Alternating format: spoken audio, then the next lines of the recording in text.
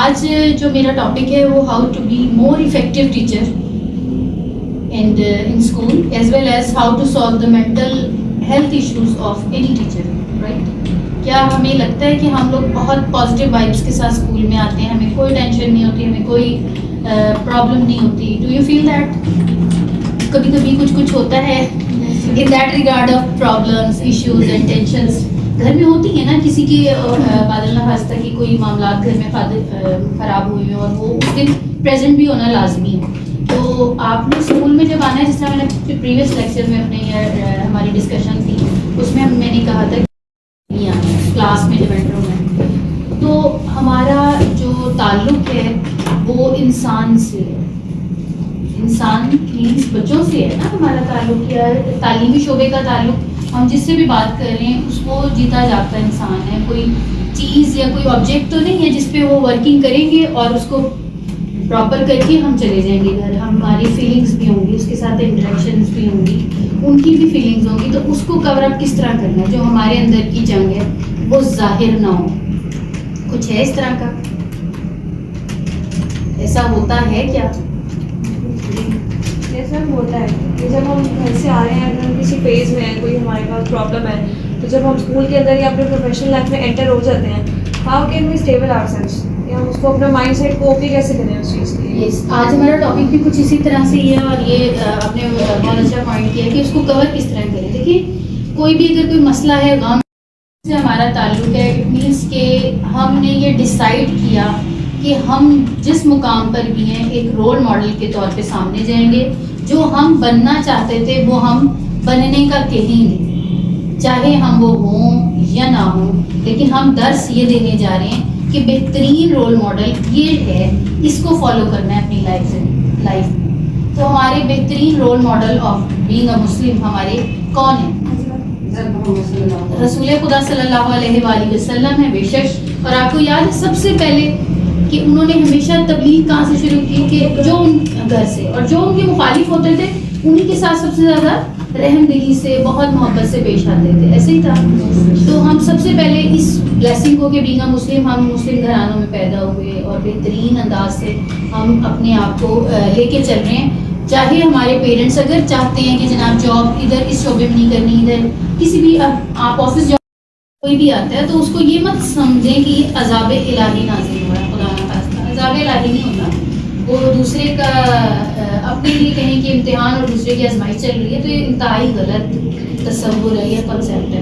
Being a teacher ہمارا تعلق کس پروفیشن سے؟ جو لائف چینجنگ پروفیشن ہے. ہم کسی کی لائف چینج کرنے کے لیے آمادہ ہوئے ہیں،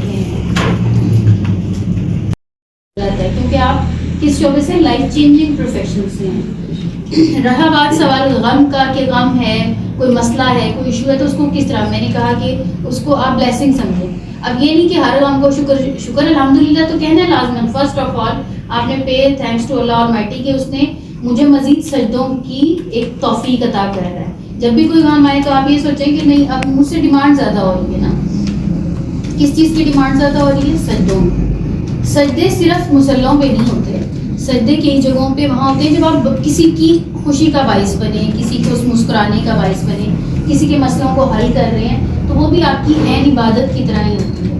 آپ جب اسکول میں یا کسی کالج میں یا کسی یونیورسٹی میں پڑھانے کے لیے آتے ہیں، یا اللہ تعالیٰ آپ کو کسی بھی ادارے میں تبلیغ کا ایک درجہ دے رہا ہے، تو آپ یہ سوچیں کہ آج آپ نے اپنے غم یا دوسرے کے کسی غم کو، مسئلے کو حل کرنا ہے. اور اسی وقت آپ ریئلائز کریں گے کہ آپ کے اپنے جو اپنے سجدوں کو بڑھا دیں، ان کی تعداد یا مقدار، اوقات، ان تمام چیزوں کو آپ اپ گریڈ کر دیں. سب سے پہلا حل تو یہ ہے. سیکنڈلی آپ نے جب یہ سوچ لیا کہ میرا لائف چینجنگ پروفیشن سے تعلق ہے، اٹ مینس کہ اگر میں غمزدہ جا رہی ہوں تو اور being as a human being اگر ہم بات کریں کہ کون کون سے پیشنز ہیں یا کون سے ایموشنز ہیں جو ہمیں فیس کرنے پڑتے ہیں ان لائف. صرف غم ہی تو نہیں نا ہوتا، اس میں کبھی کبھی ڈر بھی ہوتا ہے کہ ماما کو بیمار چھوڑ کر آئی ہوں، اللہ کرے وہ جب تک گھر جاؤں پروردگار انہیں خیریت سے رکھے. جس طرح ہمارے بہت سارے مدر ان لا کے ایشوز ہوتے ہیں یا کوئی بھی معاملات ہوتے ہیں کہ وہ جب میں گھر پہنچوں تو بالکل ٹھیک ٹھاک حالت میں گھر ہو. تو ڈر ہوتا ہے، خوشی ہوتی ہے، غم ہوتا ہے، اور کون سا پیشن پرابلم؟ غصہ. ایکسیلنٹ ایکسیلنٹ مس. اچھا غصہ ان تمام تر بالکل غصے کی علامت کو جو انہوں نے ظاہر کیا اس کے اوپر بھی میں انشاءاللہ تعالیٰ آتی ہوں, ایک انڈیویجول ٹاک کروں گی, کیونکہ جب آپ آرڈر یا کسی سے آپ ریکویسٹ کرتے ہیں نا تو سامنے والے کی جو ایکسپریشن ہوتے ہیں وہ آپ کو یا تو غصے کی طرف لے جاتے ہیں, یا ان کو اگر ٹیچر کنٹرول کر لیتی ہے, جیسے اسکول کے اندر یا کسی ادارے کے اندر انٹر ہو رہی ہیں آپ, اور آپ کو ان چاروں میں سے کوئی ایک آپ کے ساتھ منسلک ہے پیشن یا کوئی ایموشن آپ کے ساتھ ہے, تو اس کو آپ نے کور کس طرح کرنا ہے, تب جا کے آپ آگے تدریس کا عمل بہتر کر سکتی ہیں. اس ایموشن کو کور کس طرح کرنا ہے, دیکھیے ہمارا ایک ہم برین سے ہی اپنا پاورز کو یوز کر رہے ہیں نا, ہم جس شعبے میں ہیں اس میں ہم نے ہاتھوں کو تو یوز نہیں کرنا, اور نہ ہی ہم نے چیزوں کو بنانا ہے سجانا ہے, بلکہ ہم نے تو اپنے برین کو اور کمیونیکیشن سکلز کو یوز کرنا ہے. یا تو آپ رائٹنگ سکل کو یوز کریں گے یا کمیونیکیشن سکلز کو, اور جس کی کمیونیکیشن سکل بہترین ہوگی وہی سکسیس پہ جاتا ہے. وہ خود اپنے لیے بھی باعث سے کامیابی بن رہا ہوتا ہے اور دوسروں کے لیے بھی موجب بنتا ہے کامیابی کا, یا ایک سورس آف سکسیس ہوتا ہے. اب اگر ہم یہ کہیں کہ ان ایموشنز کو کس طرح کنٹرول کرنا ہے, تو برین 93% آپ کا جو برین ہے وہ انٹیلیجنٹ